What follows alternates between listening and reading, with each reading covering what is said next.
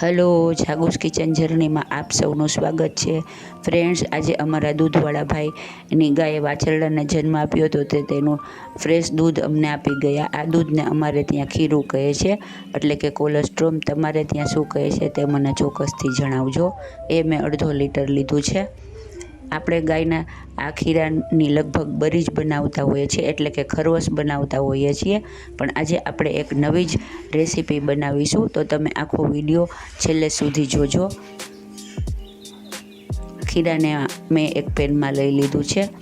પેનમાં લઈ અને ગેસ ફાસ્ટ રાખી અને તેને આપણે કન્ટિન્યુઅસ ચલાવતા રહેશું. ખીરાનું બધું જ પાણી બળી જાય ત્યાં સુધી તેને ચલાવતા રહેવાનું છે. આ થોડી લાંબી પ્રોસેસ છે, પણ આનાથી ખૂબ જ સરસ એવા કલાકંદ રેડી થશે. તો તમે ચોક્કસથી જોજો અને બનાવજો. આ કલાકંદ એટલા ટેસ્ટી અને એટલા સુપર લાગે છે ને કે હું તમને શું કહું.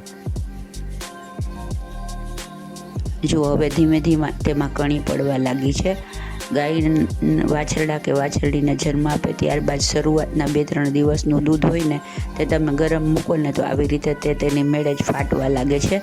તેમાં કોઈ પણ પ્રકારની ખટાશ એડ કરવાની જરૂર નથી હોતી, કેમ કે આ દૂધ કાચું દૂધ કહેવાય. જુઓ, હવે તેમાં ધીમે ધીમે કણી પડવા લાગશે અને તેની મેળે જ ફાટી જશે.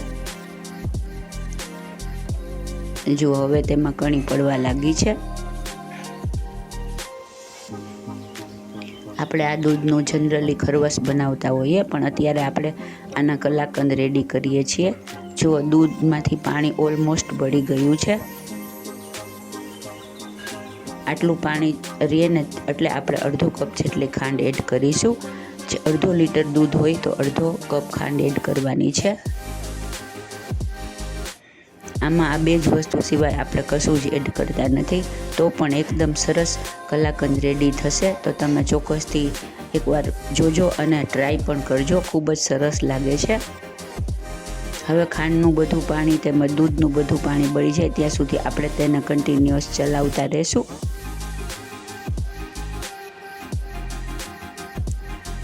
ફ્રેન્ડ્સ, આ કલાકંદ ખૂબ જ ટેસ્ટી અને સાવ ઇઝી છે. ફક્ત ચલાવવાનું છે એટલી જ પ્રોસેસ છે, બાકી તે બીજી કાંઈ વધારાની પ્રોસેસ નથી. જુઓ, હવે આપણા કલાકંદમાંથી લગભગ પાણી બળી ગયું છે અને તેના એકદમ સરસ કણીદાર રેડી થઈ ગયું છે અને તે પેન પણ છોડવા લાગ્યું છે. હવે આપણે ગેસ ઓફ કરી દેશું અને તેને એક પ્લેટમાં ટ્રાન્સફર કરી લેશું. ફ્રેન્ડ્સ, જો તમે મારી ચેનલ પર નવા હો તો મારી ચેનલને સબસ્ક્રાઈબ જરૂરથી કરજો અને બાજુમાં રહેલ ઘંટડી દબાવી દેજો, જેથી મારી નવી રેસીપીનું નોટિફિકેશન સૌથી પહેલાં તમને મળે. સાવ રૂમ ટેમ્પરેચર ઉપર આવે ત્યાં સુધી તેને ઠંડુ થવા દેવાનું છે. હવે આપણે તેમાં 2 એલચીનો પાવડર એડ કરીશું. આ ઓપ્શનલ છે, તમને ન ગમે તો સ્કીપ કરી શકાય. આપણે એલચીના દાણા એડ કર્યા છે. હવે આ એકદમ છૂટું પડી ગયું છે, તો હવે શું કરીશું, હવે આપણે એક મિક્સર જાર લેશું અને તેમાં આને 1 થી 2 આટા ફેરવીને ચર્ન કરી લેશું, જેથી આનું બાઇન્ડિંગ ખૂબ જ સરસ આવી જાય. પનીરમાં તમે રસગુલ્લા કરતા હો ત્યારે પણ જો બાઇન્ડિંગ ન આવે તો આ પ્રોસેસ કરી શકાય. તેનાથી પનીર પણ એકદમ સોફ્ટ થઈ જાય છે. હવે આપણે તેને ચર્ન કરી લેશું. જો ચર્ન કરીને જોઈ લેશું, આનાથી આપણો એલચી પાવડર પણ સરસ રીતે મિક્સ થઈ જશે. સરસ બાઇન્ડિંગ આવી ગયું છે ને હવે બીજા કસાઈને આમાં એડ કરવાની જરૂર નથી. આપણે તેને એક પ્લેટમાં ટ્રાન્સફર કરી લેશું અને પછી નાના લુવા કરી અને તેનો મનગમતો શેપ આપી દેશું. તમે આમાં કોઈ પણ શેપ આપી શકો. ઘીવાળો હાથ સેજ ગ્રીસ કરી લેવાનો છે અને ત્યારબાદ નાનો પોર્શન લઈ અને તેના શેપ આપી દેવાનો છે. અત્યારે મેં કલાકંદ હોવાથી સ્ક્વેર શેપ આપેલો છે. તમે પેંડાની રીતે ગોળ પણ કરી શકો, તે પણ ખૂબ જ સરસ લાગે છે.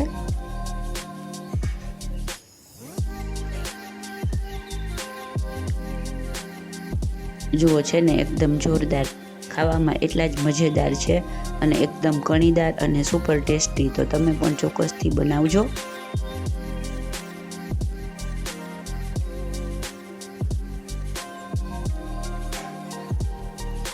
આવી રીતે આપણે બધા કલાકંદને રેડી કરી લેશું.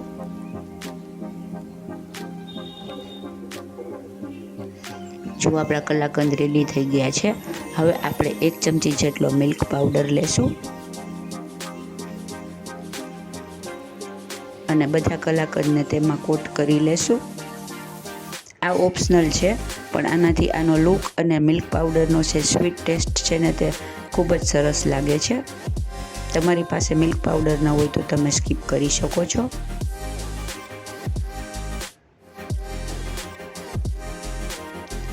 હવે આપણે તેને એક સર્વિંગ પ્લેટમાં લઈ લેશું.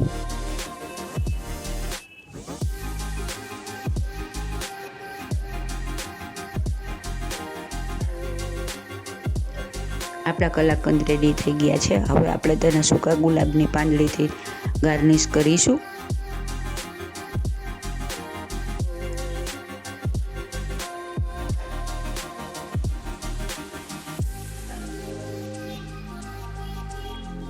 લુકમાં એકદમ જોરદાર અને ખાવામાં એકદમ મજેદાર એવા આપણા ખીરાના કલાકંદ રેડી થઈ ગયા છે.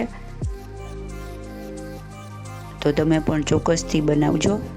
ખૂબ જ સરસ અને ખૂબ જ નવી જ પ્રકારની મીઠાઈ છે. હવે આપણે તેને તોડીને જોઈ લઈએ. જુઓ છે ને એકદમ જોરદાર.